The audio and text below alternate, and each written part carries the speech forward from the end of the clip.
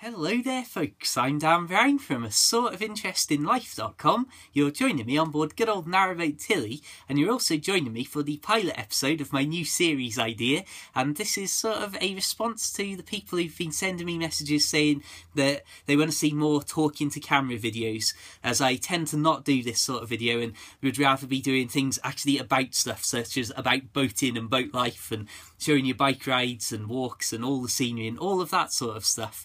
So hopefully this won't be too boring.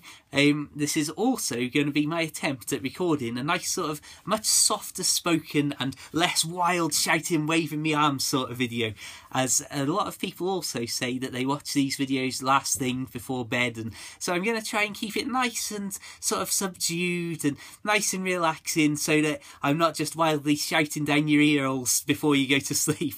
So I suppose, without further ado, let's dive into what could be the first and only episode, depending on how it goes, of My Sheltered Life, episode 1, subtitled Pretending to be a Cat. So, the whole idea about this series is that it's basically me regaling you with random, slightly amusing tales from my childhood that hopefully you'll enjoy. If not, then you may never see this video style ever again. And the whole idea is basically, like I say, come from trying to think of something that I could just speak to camera about. And there's so many random little moments from childhood that I think might make for some nice relaxing last thing at night on a Sunday evening viewing. Now we've got the video concept set up, let's set the scene for Pretending to be a Cat. If you went back in time for, goodness knows, probably getting on for nearly 20 years now, you'd find a sort of a 10, maybe 11-year-old Dan Brown who looked something like this. Ah, what a cutie, whatever did go wrong. So, to set the scene for this little tale, I used to spend the school holidays up at my nan and granddad's house because my mum and dad would be out working, so I would go up there and be dropped off in the morning. It wasn't too far away, but as you can imagine, for a kid that age, you had an entirely different house, different gardens, and a garage full of stuff, and the toys that were kept up there, and all sorts of board games and stuff. And so it was like, oh wow, look at this, we've got a completely different environment to cause mayhem and mischief in, and cause mayhem and mischief I did on many occasions. And one of the random things, I don't know how I ever began it, but where their house is on sort of one of the main routes up for a lot of Oswald Street to get into the actual shopping part of town. So there'd be people walking up and down, and they've got a huge hedge around their garden. So what I would do, because there used to be a couple of trees there as well, spend an awful lot of time in those trees, climbing and jumping out of them. And again, I mean, it's like climbing up a tree to jump out of it. Anyway, childhood, what's that all about?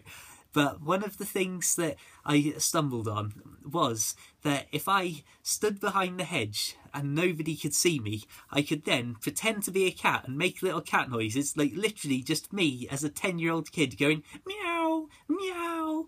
And people would stop as they were walking past and be like, oh, can you hear that cat? So you can imagine the first time I did it, it was terrifying. It was like, oh my goodness me, there's grown-ups there, and oh, I'm pretending to be a cat, and oh, it was naughty, and it was like a little bit sort of humorous, and it was just that sort of excitement of, oh, I shouldn't be doing this, even though it was the most sort of ridiculous thing ever. So you can imagine then, after the first couple of times when people would stop and be looking and be like, oh, I can't see it anywhere, and I'm just there literally going, meow, and it's just completely ridiculous. So that's the scene that we're currently looking at. And as time went on, I sort of got braver and braver, and I'd like follow them down the hedge as people were walking past, and they'd sort of stop a couple of times and have a look and be like, come on kitty, and all that sort of stuff. I'm literally, as I'm telling this story, you might notice I've sort of hunched over because it's like I'm sharing a secret with you, and it's how weird is my natural body language is like sort of gone like, hey, do you want to hear something funny, and gather in. So anyway, this one time there were a couple of people, and bizarrely, just as a random fact, they were from one of the local churches and did actually know who they were. So I was doing my usual meow, meow, and they stopped. So there's like the usual thing of like, oh, they've stopped all quick. So then I was like running up and down the hedge on the inside of the garden, like getting them to walk and look, and they're like, oh, I can't see, do you think it's okay, do you think it's trapped? And they had this genuine concern for this cat that didn't exist. And of course at this time I'm like a 10-year-old boy, so I'm thinking this is hilarious, so I keep doing it. Until, horror of horrors, the one of them is like, oh, should we go in and see if anybody's in the house? And so, of course, then they come in and I'm like, oh my god, they're coming into the garden, they're coming into the garden. So I quickly run into the house where my nan and my mum are, and of course they see these people who are sort of known to the family walking down the front pathway, and they're like, uh-oh, what's going on here? What have you done? I'm like, I was pretending to be a cat. And they're looking for the cat. And I was like then in sort of a panic, and I was being very much frowned upon by my mother in particular, as you can imagine. And so then the sort of instant decisions made is like, right, we'll just pretend there's nobody in, because otherwise we're going to have to explain that, no, it's not a cat out there, it's you being an idiot. So then we're like sort of being quiet inside, and they're knocking on the door, and it's just that stupid thing then, as I'm sort of feeling really naughty and being like told off, but also at the same time it's like, oh, this is brilliant, oh, this is amazing, I can't wait to tell people at school about this.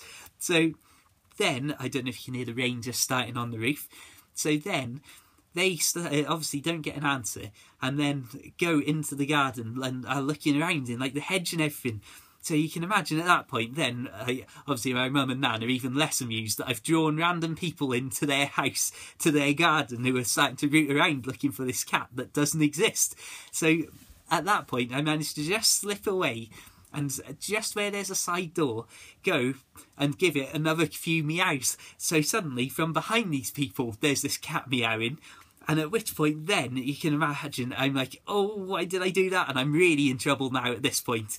And so at that moment, it's like, right, just stop it, just go inside, right, that's it. And it was all very unfortunate. But because we had to be so quiet, because we'd already pretended to not be in the house at this point, the people then come back to this side door and are looking for this cat and like going, pss, pss, pss, pss, cat, pss, pss, and all the rest of it. And so there's literally a wooden door separating us by maybe about like 3 foot, and me and my mum are on the inside, and I'm just like sort of like and thinking it's hilarious, and my mum is very much not thinking it's hilarious at all. And at that point it's sort of finally they drifted off, and we're like, well, I don't know what that was about. But the sort of the cat imitation era had to end at that point, as obviously I was in an awful lot of trouble and couldn't risk having that happen again, even though it was hilarious at the time. And looking back now, I don't know, perhaps you had to be there, but I thought it was quite comical.